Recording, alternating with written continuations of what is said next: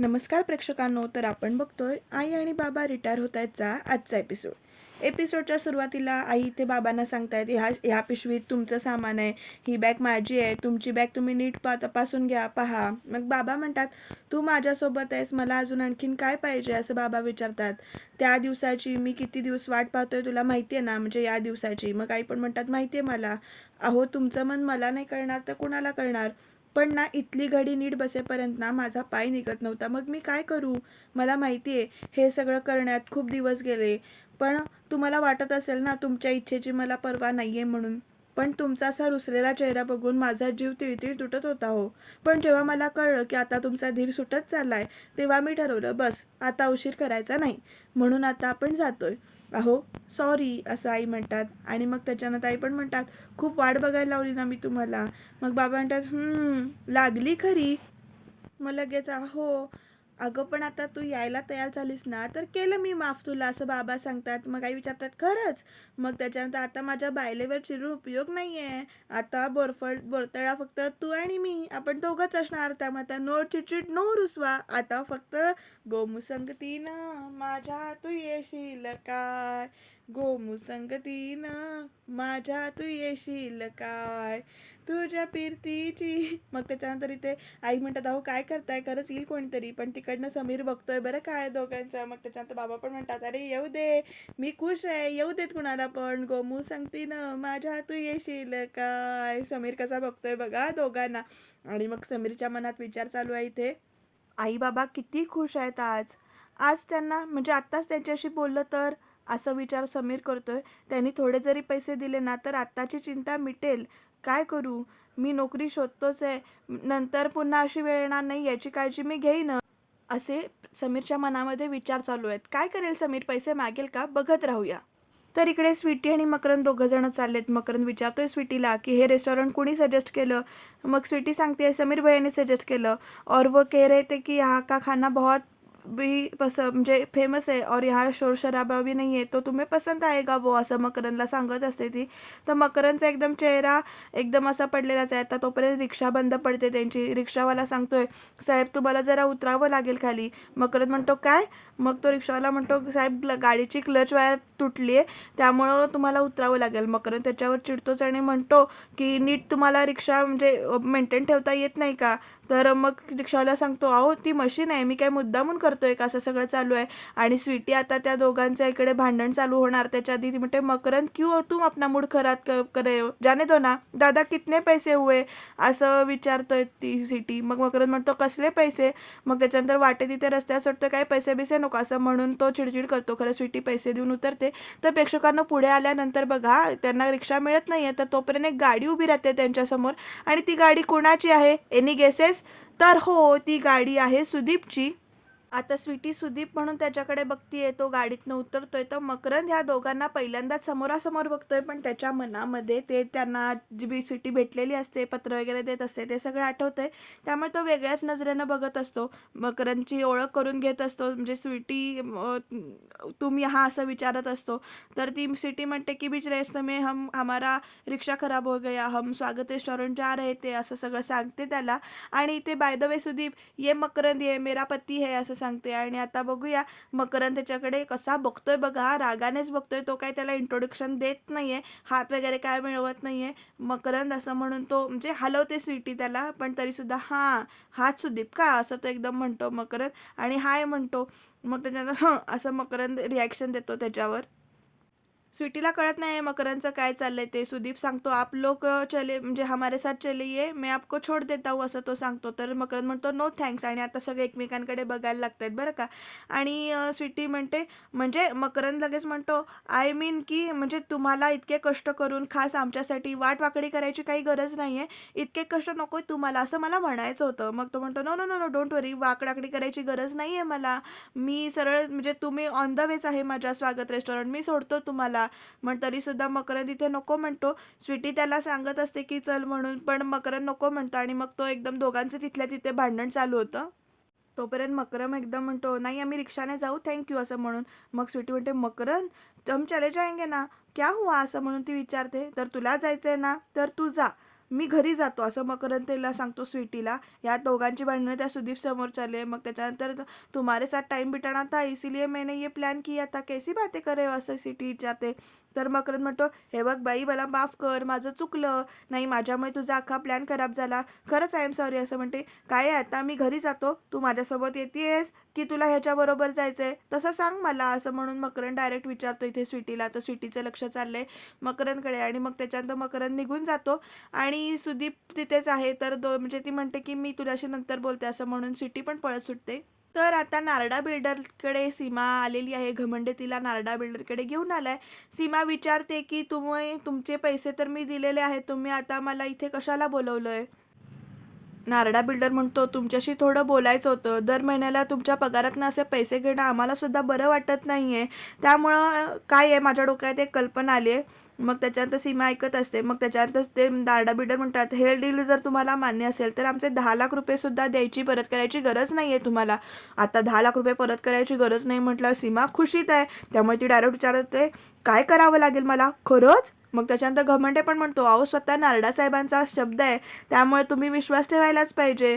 पण आता सीमाने विचारले काय करावं लागेल. तर नारडा बिल्डर काय सांगतोय बघा, हे बघा तुमचं मुंबईतलं घर तुमच्या नावावर नाही आहे हे मला माहिती आहे, त्यामुळे तो विषय आपण सध्या बाजूला ठेवूया. तसंही तुमच्या एवढ्याशा प्लॉटमुळे माझ्या मेगा प्रोजेक्टवर काही विशेष फरक पडणार नाही आहे हो, त्यामुळं तो कसाही कम्प्लीट होऊ शकतो. म्हणजे मुंबई टॉवर्स बांधणं, बंगले बांधणं, हॉटेल्स बांधणं हे सगळं माझं ड्रीम होतंच. पण माझा ड्रीम प्रोजेक्ट काय आहे सांगू का, लक्झरियस रिसॉर्ट. मग सीमाचे पण डोळे इथे मोठे होतात बरं का, लक्झरियस रिसॉर्ट. मग तो नारडा बिल्डर म्हणतो, एखादा मस्त लोकेशन बघून तिथे मस्त लक्झरियस रिसॉर्ट मला बांधायचं आहे, जिथे शहरातले जे काही मोठे मोठे लोक आहेत तिथे सुट्टी घालवायला येतील, एन्जॉय करायला येतील. आणि असं लोकेशन मला एक सापडलंय नुकतंच. सीमा विचारते की असं लोकेशन तुम्हाला कुठे सापडलंय. तर आता नारडा बिल्डर जे काही सांगतात ते ऐकून सीमाचे डोळे खरंच मोठे होत आहेत. नारडा बिल्डर सांगतात, लोकेशन मिळालंय मला बोरथळला असं म्हटल्यानंतर बोरथळ ऐकून सीमा शॉक झाली आहे. बघूया आता सीमाला नारडा बिल्डर पुढे काय काय सांगतात ते. प्रेक्षकांनो, एपिसोड खरंच खूप इंटरेस्टिंग होणार आहे, त्यामुळे तुम्ही सबस्क्राईब करा आणि शेवटपर्यंत नक्की बघा. तर इकडे स्वीटी पळत पळत मकरंदच्या मागे जाते. मकरंद काही थांबत नाहीये, तरी पण ती म्हणते, मकरंद रुको तो, प्लीज सुनो ना मेरी बात. मकरंद. मग शेवटी मकरंद थांबतो आणि मकरंद थांबल्यानंतर स्वीटी म्हणते, क्या हो गया तुम्हें, तुम ऐसे क्यों चले गए, सुदीप बात कराता ना तुमसे. मग त्याच्यानंतर मकरंद म्हणतो, I am so sorry, I am so sorry, I am so sorry. अगं मला माहिती नव्हतं की हा सुदीप नावाचा माणूस तुझ्या इतक्या जवळचा आहे ते.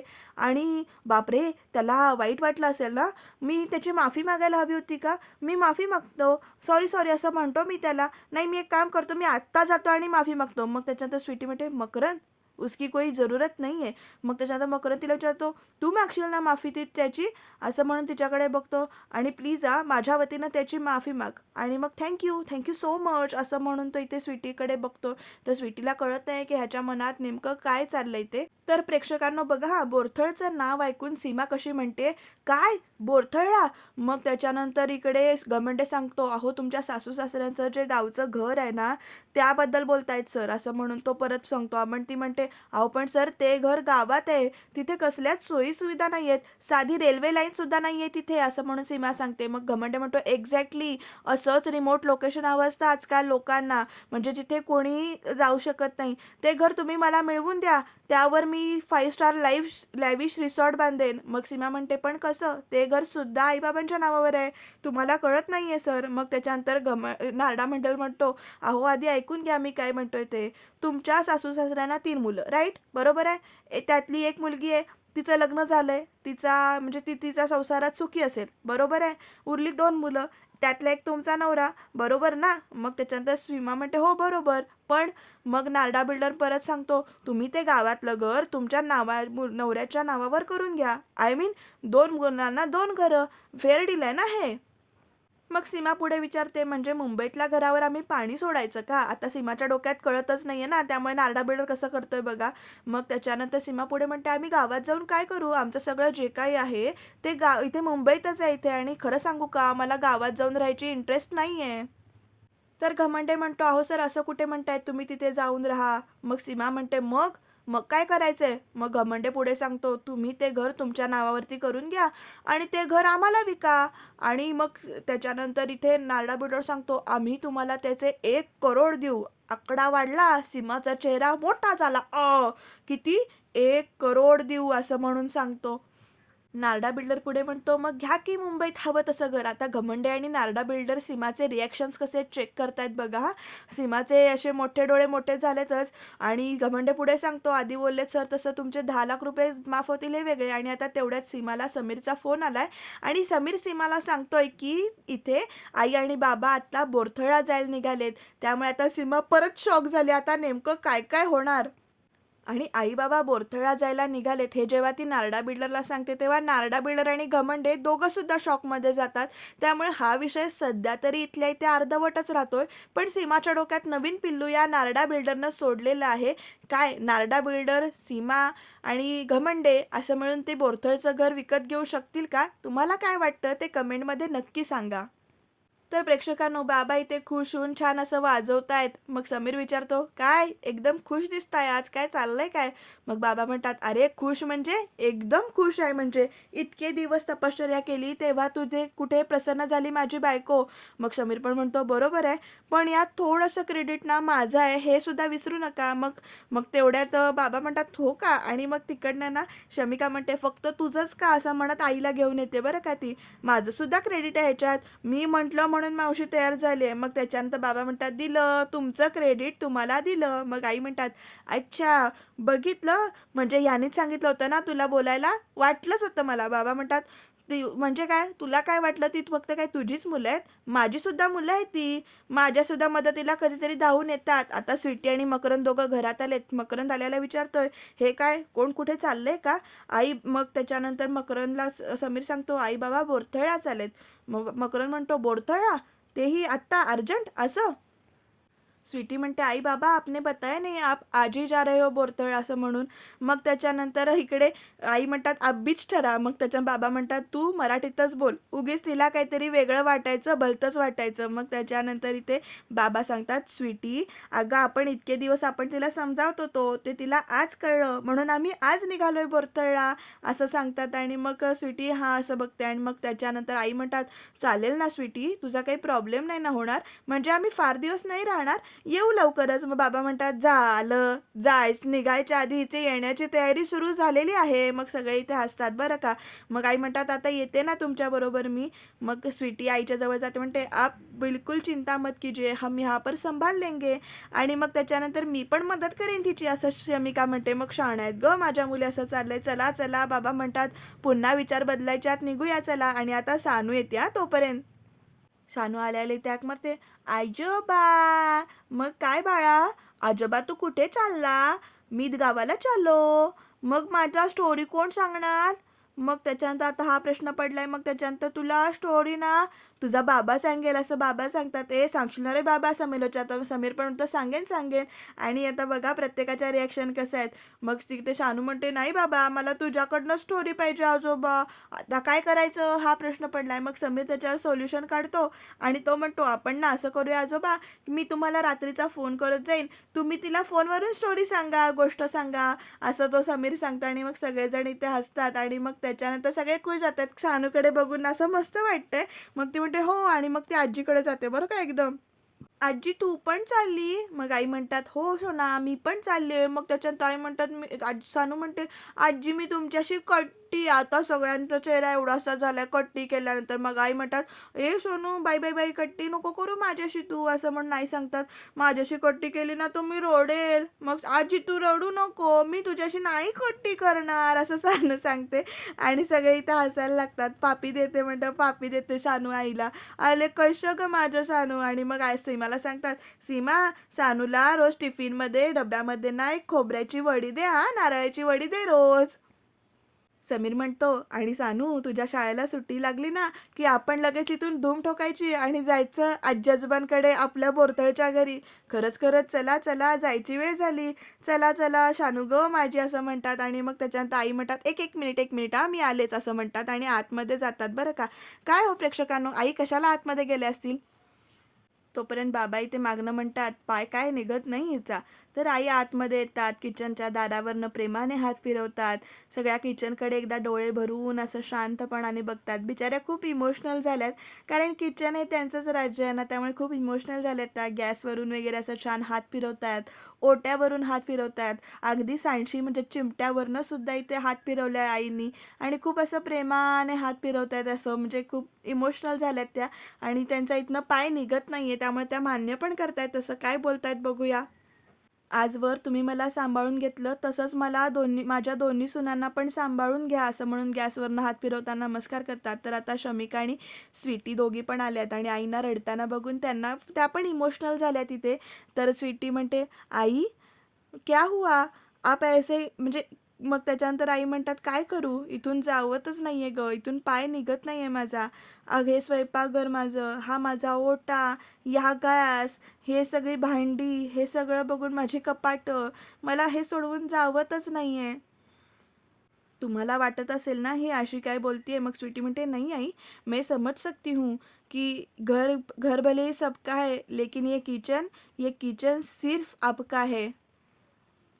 न जाने कितने लोगों के लिए आपने कितनी बार यहाँ खाना बनाया होगा. कितनी सालों से आपको इस किचन की और किचन को आपकी, असं म्हणून स्वीटी सांगते. तर आई परत खूपच इमोशनल झाल्या. त्या म्हणतात, काय करू गं, माझा पायच निघत नाहीये इथून. मग शमिका म्हणते, अगं मावशी नको का इतकी सेंटी होऊस, तिकडे आहे ना किचन, तिकडे तुझं मस्त मस्त पदार्थ बनव. मग आई पण हसतात आणि मग स्वीटी म्हणते, और आप ऐसा क्यों सोच रही हो कि ये सब आज छोड़कर जा रही हो. कुछ दिनों में तो आप वापस आ जाएगी ना, और हम है ना, हम यहाँ सब संभाल लेंगे, सबकी देखभाल करेंगे. आपको हम पर विश्वास है ना, असं विचारते. मग आई म्हणतात, असं का बोलतेस बाळा, सीमा इतके तुझाही हक्क आहे या घरावर, तू या घरची सून आहेस, असं म्हणून सांगतात. आणि मी इथे नवनवीन डिश ट्राय करू शकते ना, असं शिमिका विचारते. मग आई पण इथे हसून सांगतात की हो हो अगदी चालेल, असं म्हणून सांगतात.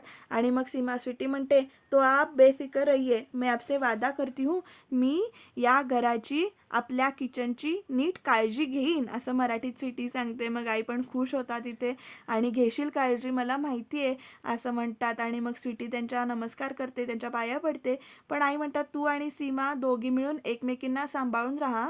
आपल्या सीमाचा स्वभाव म्हणजे तिरसट आहे, म्हणजे वेगळाच आहे, तिरकस आहे, पण तू शहाणी आहेस, तू समजून घे, असं म्हणून स्वीटीला सांगतात. तू सांभाळून घेशील ना, असं विचारतात. हे बघ, घराचा आनंद ना घरातल्या बायकांवरच्या हातात असतो, असं त्या इथे सांगतात. आणि त्यामुळे तुम्ही खुश राहा, तो जपा, असं म्हणून सांगतात. दोघी मिळून तो आनंद जपा, असं सांगतात. आणि मग देवाजवळ जातात, तिथे देवाला नमस्कार करतात. त्याच्या आधी शमिकाला सांगतात की तू सुद्धा आपलं घर म्हणून राहा, सांभाळून राहा. दोघी मिळून, शमिका आणि स्वीटी दोघी मिळून नमस्कार करतात. आणि आता देवाकडे गेल्यानंतर आई परत इमोशनल झाल्या आहेत. तोपर्यंत बाबांचा आवाज येतोय तिकडनं, अरे चला लवकर, उशीर होतोय. आणि आई देवाला नमस्कार करून इकडे जात आहेत. बघूया आता काय काय घडणार आहे पुढे ते.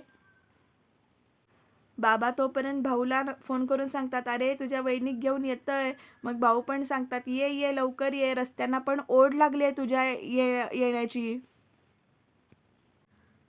मी वाट बघतोय, ये, असं म्हणून सांगतात भाऊ. तर बाबा म्हणतात, मेल्या आधी सगळी घरची कामं करून ठेव, अंगण झाडून ठेव, दूध, साखर, चहापूड सगळं आणून ठेव, मग जे काय असेल ते. मग भाऊ म्हणतात, अरे बाबा सगळं असा काय समजलंस, तुम्ही या आधी आमच्याकडे जेवायला आहे माझ्या घरात, आणि मग तुम्ही वहिनीचं घर बसलं की मग मी वहिनीकडे रोजचं जेवायला आहे. आणि तोपर्यंत इकडे सीमाला समीर म्हणतोय की मी आता बाबांशी बोलतो. तर सीमा म्हणते, हे बघ आता बोलू नकोस, तू ही वेळ आहे का बोलायची, आता बोलू नकोस, थांब. अगं पण तूच सांगितलं होतंस ना बोल म्हणून, असं समीर विचारतो. पण सीमा म्हणते, आता हे मीच सांगते ना तुला थांब म्हणून, मी काहीतरी वेगळं ठरवलंय, मी तुला सांगते नंतर, आत्ता काही बोलायची गरज नाही, असं आता सीमाने समीरला सांगितले. त्यामुळे एक टेन्शन गेलंय बरं का. आता इकडे आई बाबा सगळ्यांचे, आई, सीमा, स्वीटी सगळे थांबलेत. स्वीटी शमिकाला घेऊन येते, इकडे आईला घेऊन येते. मग समीर सांगतो बाबांना, तुम्ही आजपर्यंत खूप केलं आमच्यासाठी, आता तुम्ही मस्त राहा तिकडे जाऊन, तुम्हाला म्हणजे हवं तसं आयुष्य जगा, असं म्हणून समीर सांगतो. मग लगेच आई पण इथे म्हणजे सगळ्यांकडे बघतात आणि म्हणतात, हो समीर, आम्ही सगळे नीट राहतो, तूही काळजी घे, तू तू सीमासुद्धा काळजी घे, काही वाटलं तर आम्हाला फोन करा. एकमेकांना समजून घेणारे जोडीदार असले ना की कुठलीही अडचण समोर टिकत नाही, एवढं लक्षात ठेवा असं सांगतात. स्वीटीकडे पण बघून सांगतात की तू व्यवस्थित राहा. मकरंदला पण सांगतात की तुम्ही व्यवस्थित राहा दोघं जण, तिच्याशी भांडू नकोस, नीट राहा असं म्हणून सांगतात. ती नवीन आहे या घरात, तिला समजून घे असं म्हणून मकरंदला सांगतात. आणि शमिकालाच पण सांगतात की काही काळजी करू नको, काही वाटलं तर फोन कर. आणि सगळ्याला सांगतात शमिकाला एकटं वाटेल असं काही वागू नका, शमिका तू सुद्धा काळजी घे असं म्हणून सांगतात. मग शमिका म्हणते मावशी तू नको इतकी काळजी करू, तुम्ही तिकडे मस्त एन्जॉय करा. मग लगेच इकडे शमिकाने सांगितलं आणि ताई पण म्हणतात एन्जॉय करा म्हणून सांगते. ऐकलत ना कशी सगळ्यांना सांगतात मिळून मिसळून राहा म्हणून परत एकदा.